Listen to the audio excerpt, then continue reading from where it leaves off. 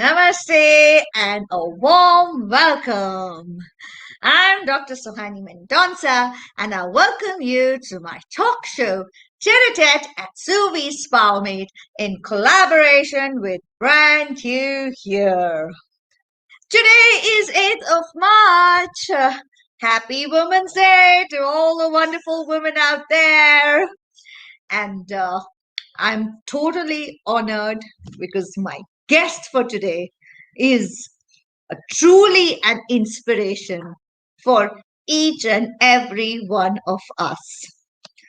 A woman who has seen what victory is, and then post that, she saw what a complete downfall is, and then post that, she rose victoriously.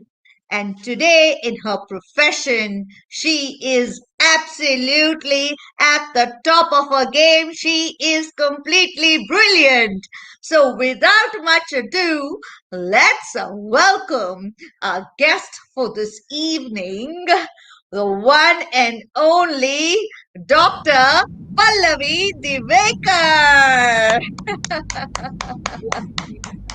Calling me here. I am totally overwhelmed at being here, and I really don't know what I'm going to be saying next because I don't know what Dr. Suwani is going to be asking me.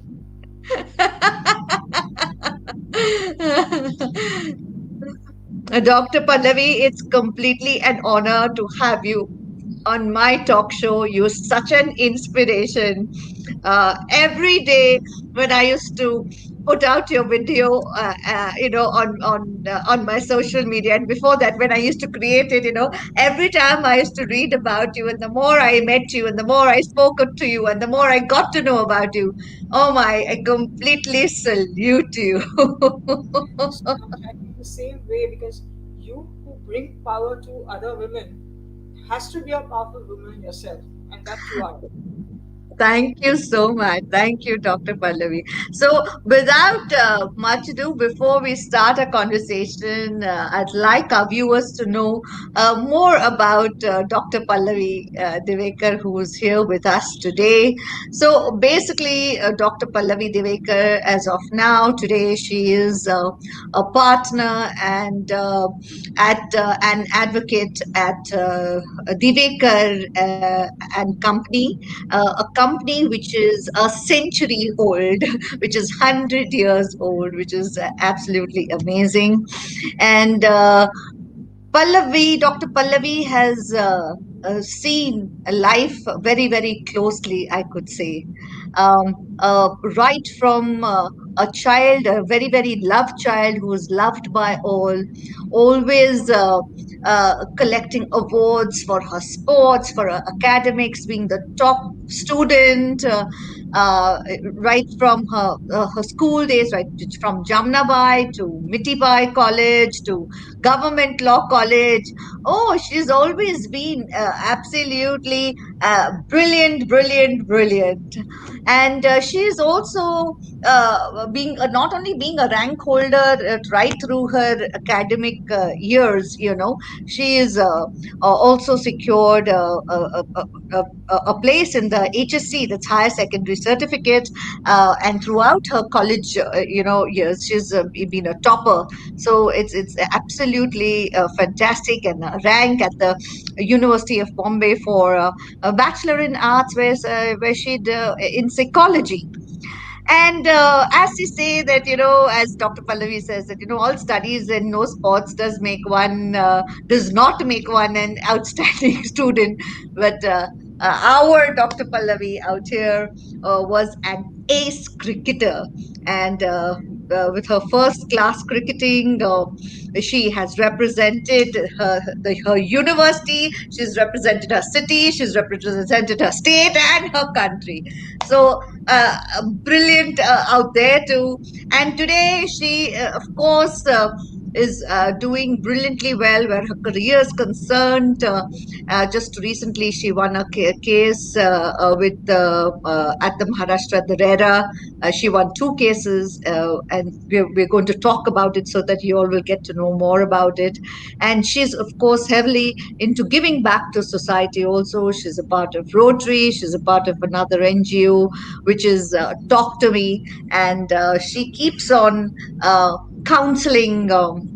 Of juvenile delinquents, and she does a whole lot of work where the very CSR initiatives are concerned. So, Dr. Pallavi, is such a honor once again to have you on my talk show. That's Tete at Suvees Power Meet in collaboration with Brand You here. So, tell us, Dr. Pallavi, uh, being such a loved child, being so well known in your in your family, the completely, uh, absolutely, because you were not only a topper where studies was concerned, you were a topper overall. You used to, and you were absolutely an amazing child too. So suddenly, eh, having so much which was there for you, and suddenly, uh, when things came to a standstill in your life, how was that? How did you deal with it at first? I mean, at that first instance, what happened? How did you deal with it? I, fortunately, unfortunately for me, I did not get a chance to really deal with it because everything happened so suddenly. Here Right, I was at the top of my game, like you said, being a loved, happy child, having a dream childhood, and then there I was playing cricket. And some days before this incident took place, this operation happened. The only right, thing could have been a sort of a key to understanding what is happening is the fact that dropped a lot of catches. So I used to be a oh, good fielder and I would take a lot of catches, good catches. right, And suddenly I found myself dropping all those catches. And my coach was very upset with me. My coach was India level player, Mr. Abdul Ismail. I'm forever grateful to him. And he told me, he said, Balu, you've got chasma. Go to the optician and get your chasma done. That was a mandate with which he sent me to an optician. When as luck would have it again, I went to Matru Mandir, which is near in the mm, Tardik area, and right, did not go to an optician alone. I also went to a neuro physician, and the okay, neuro physician just looked at me, and my right eye was probably blinking, and that was the sign. That was a warning, telltale sign for him. So he just uh, said this. So now I can touch my nose with ease. Back right, then, I was doing this. So I just couldn't, I just could not. That's when he okay, told me to do a couple of more things. And he said, go right across the road, Bharti mm, Hospital, and there is a MRI there. Get the mm, MRI and come back to me. okay, So went across my mother and me, and believe me, it was such a quirk of fate. On that day, it was my mother actually who was under the weather, and right, when went to admit, and we had to get admitted immediately. I had to get admitted immediately. When we went to give the form, they thought it was my mother was going to be admitted because she looked all tired and worn out, and she was not well. She had got. right, And there I was in the clinic of health, supposedly, ostensibly, and I had a big brain tumor right here, acoustic neuroma. So I didn't have much chance. I didn't have much chance to deal with it, and it was okay. It just happened to me. right, right. But then once you got hospitalized, and then the doctor must have, of course, had a conversation with your parents, and they must have told your parents that now they would have to do surgery, and the repercussions of the surgery, because the doctor always kind of warns his patients, what is going to happen. So, were you aware of it, Dr. Pallavi, or your parents just let you, I was to a certain extent. It was also very funny. What happened was, I must just rewind into the. Dr. Yeah, Dr. Pallavi, if you could just increase your volume a little bit, please. All right. Is this better? Yeah. Is this better now? Yes, yes, yes. So I'll just rewind a Yeah. little bit to the previous day, or rather, what the previous events. So it Right. was a funny incident for me. Funny because Mm-hmm. I used to be coaching the government law boys team. So when I got into the Huh. hospital, when I got into the hospital, Uh-huh. it's going to be this very big operation, and she needs 18 bottles of blood, and all that has to be organized in a matter of hours. So we didn't have much problem because the next day in college, when they announced that I've got a brain tumor and I need blood, there Hmm. were so many boys who just lined up to give their blood. It is amazing. I mean, Wow. I really had. I'm telling you, I've been very lucky. I've been fortunate to be associated with people, who have been there for me at the weakest moments of my life. You know, Right. Right. all are not so important. These things are more important. And Yes. they said that I need 18 bottles of blood. They were like organized just like that, you know. And the whole thing was at that point of time, they told me that it's going to be a very big operation. You could there could be a brain hemorrhage. You could die. Nobody told me you could die, but that was the underlying thing. And Right. it's a tricky operation because you have to open the skull, and in those days there was no minimal invasive surgery. It was all invasive Right. and invasive. So they had to break open the Right. skull. Right. But the good part was that these small things, like the next day in the college when it was announced, the hour prior to my operation was like Mm. a college. My mother told me it was like a college social. The entire scenario in the room outside the operating theater was like a college social. Everyone being there, everyone volunteering, everyone trying to do things. What can we do? What can we do? It was very heartening for even those who are with me, like my parents, my Right. sister. My sister is younger than me, and she was at a very impressionable age. Um, but it was really good to see all these people. My closest friends, they were sitting there the entire time. They were just sitting in Mm. the living room. You know, Right. my aunts, my mother, obviously, they all were around, rallying around me. So I just had to go through the process. I didn't have to think too much. I didn't have to worry too much. It was all just Mm. there. The doctor was very good. Dr. Right. Divekar, he is one of the top neuro physicians, Positions. Yeah. and he was very good at what he did, and he's done a good job, I would say. That's truly truly amazing to see the kind of support you got, Dr. Pallavi. But it just shows that what a wonderful person you were and you are. That there were so many people who came out, to help you.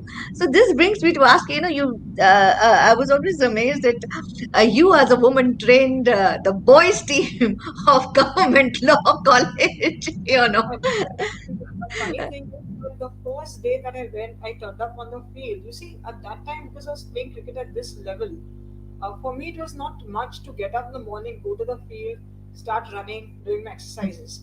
So the first day I turn up at this government law college pitch, and I Right. see boys sitting on the pitch. So the first thing I did was I said, "Get up, start running," and they didn't like it. They didn't like it at all. You see, I come from a family Mm. which is always got strong women. By strong women, I don't mean cantankerous women. People always have this habit of calling strong women means so she must be cantankerous. She must be fighting at the Yeah. drop Yeah. of a hat. That is not. Yeah. Strong means silently strong. Strong means resilient. Strong Right. means being able to cope with anything that comes your way. So I was born in this sort of family where everyone, my grandmother, my mother, my sister, my aunts, they all are strong women.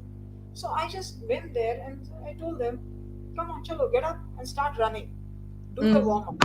They all looked at me like, is she from Mars? I mean, who is she? And they just picked themselves up slowly and started running. Okay, is one Right. round enough? No, no, one round is not enough. You must do at least five. Oh God, this. They just didn't take me seriously at all.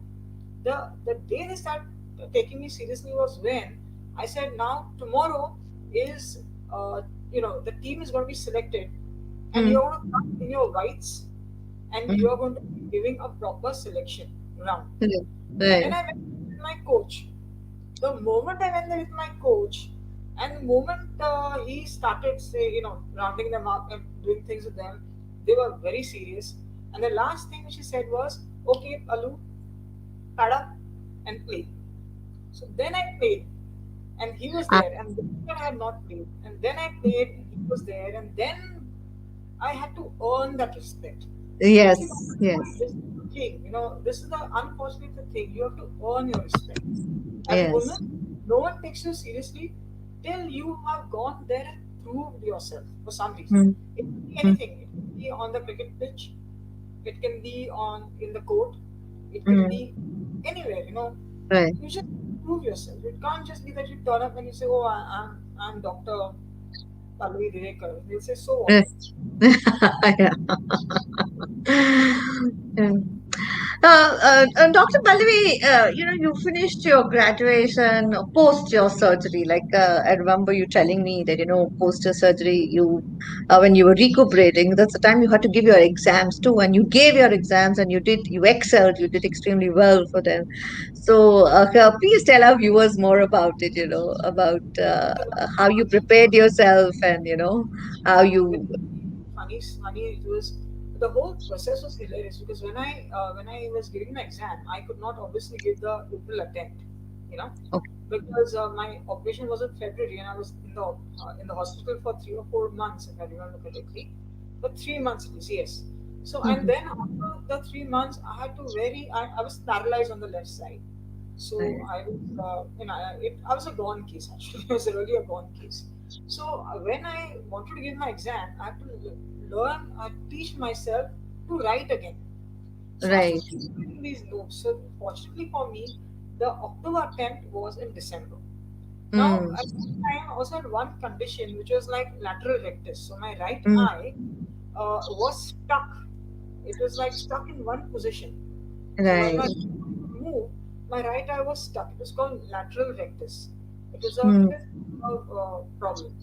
So I had to mhm, wear specs, which had to cover one side and study this way. And the doctor told me when your left eye gets tired, then you mm. change that gauze and you put your gauze on the right side. That's how I studied. And when I went to give my exam, I used to give my exam like this, Oh like that. my God. Okay. The thing was, in the middle of my exam, one paper which I remember very well, drafting and peeling paper, I Right. removed text to remove the gauze and change the sides, and then suddenly I could see everything normally. I'm looking around and I'm like, middle of the paper, can you imagine? And everything Right. that happens to me suddenly, and I have to just cope with it. So I was like, I said, never mind, let me not try this. I just quietly wore my specs again and continued writing that paper. And then Right. when I went home, you know, Right. and my poor father, who used to every morning wake up in the morning, come to me and say, is your eye okay now? Is your eye okay today? I called him. He was in his office. He had laundry, so he was in one of his laundries. I called him. I said, "Come over. I want to tell you something." So poor man, he came, and I said, "Look at me." And that's when we together went through this process of, is my eye moving? Yes, it is moving. Can you see? Yeah. I can see. That was the moment. Small, small victories over the last 20 years to come to where I am today. I've had Right. these number of numerous small, small victories. And this was one Right. of them. Small victories. So Excellent. my paralysis went slowly. I couldn't hear, I couldn't see, I couldn't smell, I couldn't Yeah. talk. I had a speech problem because they had put tubes in my throat and they went right down, so I couldn't talk. I couldn't smell because the sight is affected, Right. whatever. You know, so that came back. So these small, small things. Can you smell today? Can you, walk today? Can you lift your hand? Can you walk straight? These were my victories. And over the Right. last 20 years, I've had so many small, small, small, small victories, even to this day. So just, when this corona started, till that Right. time, I used to go down the staircase, Right. holding onto the railing because I've had Right. so many calls, it is not funny. But when Corona started and we were conscious of touching surfaces, Right. that's when I willed myself to go down staircases without holding onto the railings, and I Right. can do it. So that is something which I don't think you or anybody else thinks about you. जिसने कि Yeah. ऐसे करने का तो railing क्यों पकड़ने का, हम बूढ़े हो गए क्या? But no, this is how it is. So this is my. Right. I told my husband, see, I can come down without holding the staircase. He would have looked, Right. he would have felt, oh, this is cuckoo. But that's how it is. So Wow. It's really, really brilliant hearing this firsthand from you, Dr. Pallavi, because these, as you're saying, these tiny little experiences which you were having, which you were facing, and they were challenges for you, and then you used to overcome, and they became your victories. And I think it's completely awesome. As I said, when I started only, I said that you truly inspire me, and you today post this episode, you're going to inspire many, many, very many women today. Not only women, I think anyone and everyone. the reason why I talk about my experience so freely is Right, because I always feel that if my story can help anyone come out of right, anything, maybe an illness, maybe some pain, maybe some bad situation, maybe some right, depression, anxiety, I right, don't mind my story over and over again. right, Life gives you bad deals, life gives you some bad times, but you have to right. overcome them. What Absolutely. goes up must come down, but Yes, whether it's going to go up again is only you can decide that. You are a absolutely. product of thought. So, Dr. Pallavi, now coming to your profession, Yeah, at Divekar and Company, you're a well-known advocate and a solicitor, and you all have a very different way of working. Because I clearly remember, you always say that our clients come to us as clients, but they go back as friends, So, if you could throw more light on that, please. sure. That is something very close to my heart again. So Yes. what I feel is one word. It's described in one word called empathy. Mm. Empathy in a profession is very important. So when Right. we deal with our clients, we deal with them as people. We don't deal Right. with them as credit cards or money bags or something of that sort. So when a client comes to me, they come as clients, but they stay on as friends. So many of my friends now have Right. started off as clients, but they stay with us after the successful completion of their case. This is Right. because as the clients watch us work and they see Right. we are here to protect them and their interests, you know, it will be an exaggeration to say with our life because but we do it with a lot of business. Right. We become the force because you see, lawyers and doctors, unfortunately, professions you will never go to in good time. You only Right. go to in times. Mm. So when clients come to us, you can see sometimes that they're looking at you to get them out of the legal wrangle, and then when you see the way we work, of course, he's also very competent for the firm that the kind of experience that for the kind of work that we do. Our fees are very good, I would say. So your clients start trusting us. They know that that honesty and our integrity is everything else. They rely on us. They come to rely on us. You sometimes see that look in their eyes that they're relying on you. You can't let them Right. down. You know, Yeah. so that is where we come from. So we give a lot of hope. We always tell my clients, you come to me, you leave your legal wrangles at my doorstep, look after them. I don't Yeah. mind. Look after them. You go back and do whatever you're doing. You're in Yeah. business, you're in profession, do your profession. Leave this Right. to us. Correct. That is Correct. Correct. our moral mantra. Right.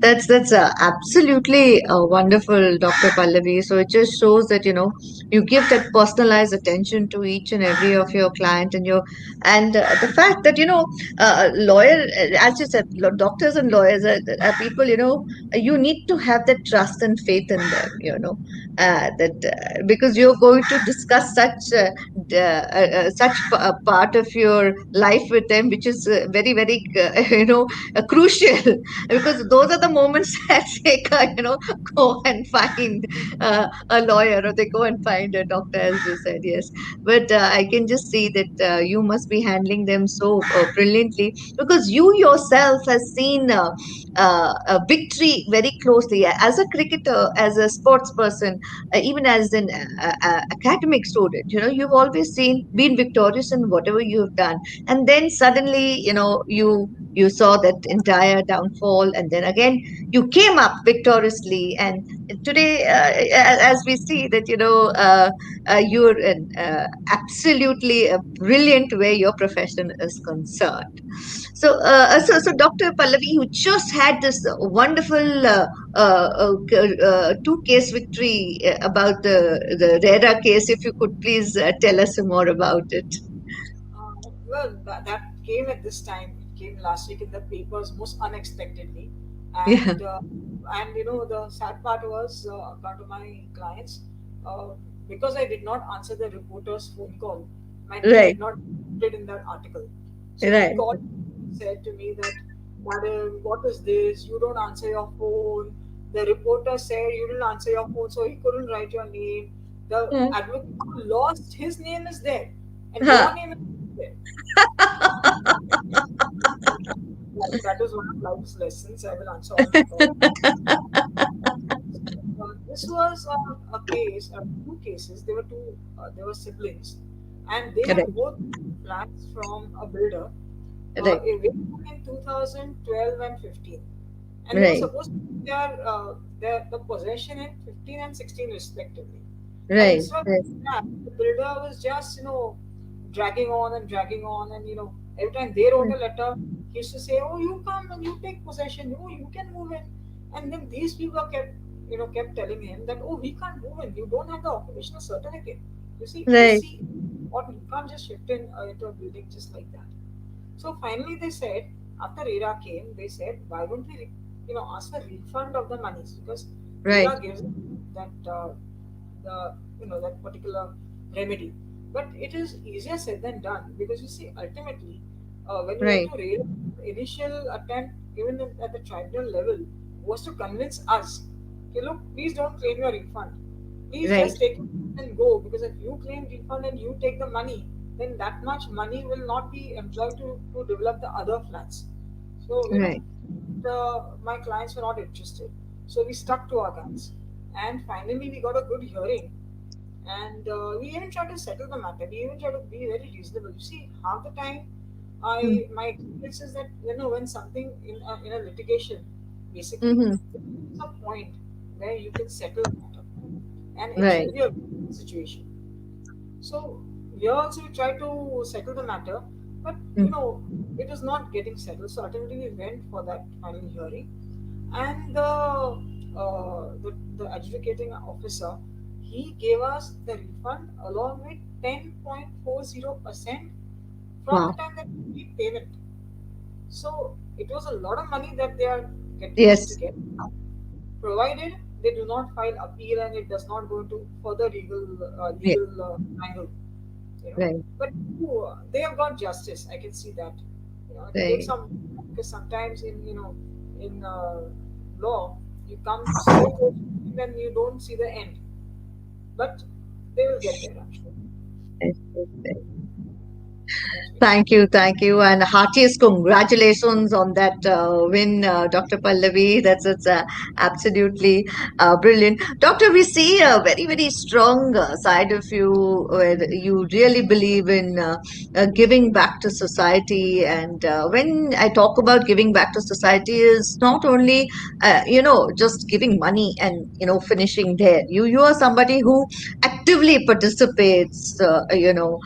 In such kind of causes. experiences. I mean, right from being the director of Rotary Club of Mid City. I mean, you all must be doing so many projects because Rotarians do a huge number of projects that is concerned.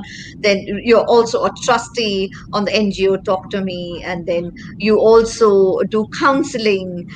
You also are, working on a project, with that CSR initiative, and you also doing various things with I think there are some developers that you're working with, the Javadekar developers that you're working with, and where I think in Education Society, in Pimpri and Chinchwad side, that's what you're working with. So you're doing a whole lot of things that you're doing. So. What is it that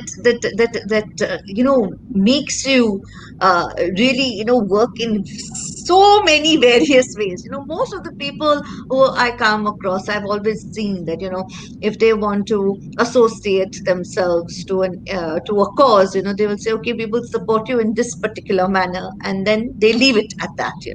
And that's about it. But where I see you, you have uh, you know uh, really, really gone out and given yourself completely to it. So could you please share some more about it, please? I feel it's our duty to help those who do not have access to those things that you take for granted. Right. Example, these Adivasis, just in the lockdown, Mm. I heard about them, and it's a small village of Adivasis, only 15 houses, and they didn't have. This was just pre-monsoon, and their Right. houses is only 10 by 10 only. Right. One is 10 by 10. In that one room, also the roof was leaking. So with the rains, it would have been leaking, and they would have no place to sit on a dry patch. So I went over there in the middle of lockdown, and the middle of lockdown was actually me or something that I went over there, managed to go, and I saw the condition. And once I believe that the universe listens to you. So once you send out a wish, like I wanted a plastic, roof, plastic roof. I said at least if they have a Like a tarpaulin. tarpaulin Yeah. Yeah. Yeah. or plastic roof, then maybe they will be protected in these coming monsoons. But universe gave better. So it so happened that somebody from our Rotary Club, he was actually making plastic roofs, actual Ah. plastic. So he says, I don't mind donating. How many houses are there? So I mean, I started with 15, but then I realized, when you go to the outskirts of the village, there are certain houses which they may not be Adivasis, but they are like there was an old lady who was living all alone. There was Yeah. another Yeah. widowed woman who was living with her two children. So when we started counting, it turned out to be 20 or 25. Correct. Correct. Correct. We put the plastic roofs and we managed to secure them. It was good because you see, later on, if you Mm. realize in August, there was there was a huge cyclone and there was a lot of damage done. But those roofs stayed where they were and we Mm. managed to do that. So when Mm. we went to give them the roof, we realized that these people are probably having one meal a day because they don't Mm. have. And in the lockdown, who's going to give them work and grades? So another campaign started. Let's collect Mm. some. Let's collect food grains. You know. So we have a farm where we grow rice. So I gave kgs of rice to them, few kgs of Right. rice, quite a few kgs of rice, and I collected other grains, like dal, and people were so good that they even gave masalas, put Mm. dal, Yeah. I put haldi, I want to give some oil. So we just managed to collect, and we got that ration for 1 month, but which Mm. those poor people, they made it last for 3 months. Mm. And then again, we went and did a refill. And now it's like every few, without trying to make them dependent on us, we are trying to Mm. help them. So we are trying to Right. look at avenues to give them work so that they can work. Especially the Yes. women, because you see the women in those communities are stronger, much, much stronger. So while Mm. the men just have a bottle of toddy at night and go home, the women are actually working throughout the day. So we want Right. to empower these women. So that is Yeah. one. Then there was this BNC school. Mm. Their vice principal called me and said, everyone is online, everything is happening online, and Mm. our students don't have enough mobile phones. to Mm-hmm. do education. Mm. So then I said, okay, let me do something. So I went back to my Rotary people, I went back to people I knew, friends. Right. Even when I come to your house, I was openly pitching for those phones, and Yes. people did like what. So I mean, I was shamelessly asking everybody why, because it was not for me. And Yes. we managed to get brand new mobile phones. We got 25 mobile phones, so that Mm. at the rate of 3 persons per mobile phone, if you Right. can, all 75 students could have online education, and they are getting Wow. online education. So it's a Super. very small thing. It's a very small thing, but these small initiatives can take you far. Yeah. Yeah. Yeah. So you Absolutely. uh, pursue this because it gives you a lot of joy. It's more important to help these people, and the kind of joy that you get just helping them, you know, Right. amazing. And Yeah. the look in the eyes when they get what they were craving for, Yes. and Yes. amazing. Thank you so much for sharing, Dr. Pallavi. And please do not call yourself, when you say that I was shamelessly asking. No, it was not for you. You were asking for the betterment of these students who required it. And I can totally connect with you on that matter because, I have a nickname, and my nickname is Professional Beggar. you know uh, and so many people have said कि देखो कटोरा लेके आ गई. I said हाँ, मैं तो भाई बहुत proud feel करती हूँ उसके बारे में. So I think what you have done and what you are doing is absolutely brilliant, Dr. Pallavi. It's really wonderful. What a fantastic session we have had on today's day. That's International Women's Day, and absolute inspiring story that we have got to share with so many people out here. Thank you once again, Dr. Pallavi, for coming on my talk show, Tete at Suvees Power Meet, in collaboration with Brand New here. And before I go, I just want to ask you, Dr. Pallavi, if anybody would like to get in touch with you, uh, how can they do that? Is it through your social media platforms? Because I know myself that you are available on by your name, Dr. Pallavi Divekar, on LinkedIn as well as on Facebook. Yes. Facebook, LinkedIn, Yes. and I guess on my website. I have a Yes. website called www.divekaranco.com. Okay. www.divekarandco.com. Correct. And there's Right. a contact form over there. You can fill up that contact form, and we'll get in touch with you for Okay. whatever it is. Yes. And I Yes. keep thinking when as a parting this thing advice is that I always have lived like this. I live every day like it is going to be my last day because it just might be. Right. Something I want everyone to sort of understand, realize, and have fun. Enjoy Right. life. Dr. Pallavi, there are so many questions that I had to ask you. There's so much more that I want to know. I think even if we'll have a series with you, it'll be less. Well, I'd like to thank all our viewers who've joined us today. Thank you so much for being there with us. Thank you for your support. And yes, I'd like to urge each and every one of you all to go to my YouTube channel. That's Dr. Sohani Mendonça. And kindly, please go and view, like, share, subscribe, and comment on this particular episode, which you all have seen today. And before I go, as I always say, stay safe and be positive in your thinking. And yes, if there is something worrying you, please don't keep it bottled up within you. Kindly share it with a friend who you trust, your inner circle, or with a family member. But by keeping it within you, bottled up within you, it's only going to harm your health. If you will share it, you will find a solution for it. And if anybody else is going through the same problem, you can help them too, right? So look after yourselves, people. If you stay well, you stay healthy, you can look after your family better.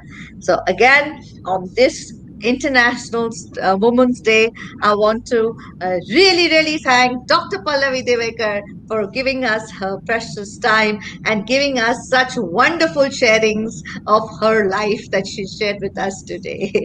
Have a great evening ahead. Have a fantastic working week ahead. God bless all of you all. Bye bye.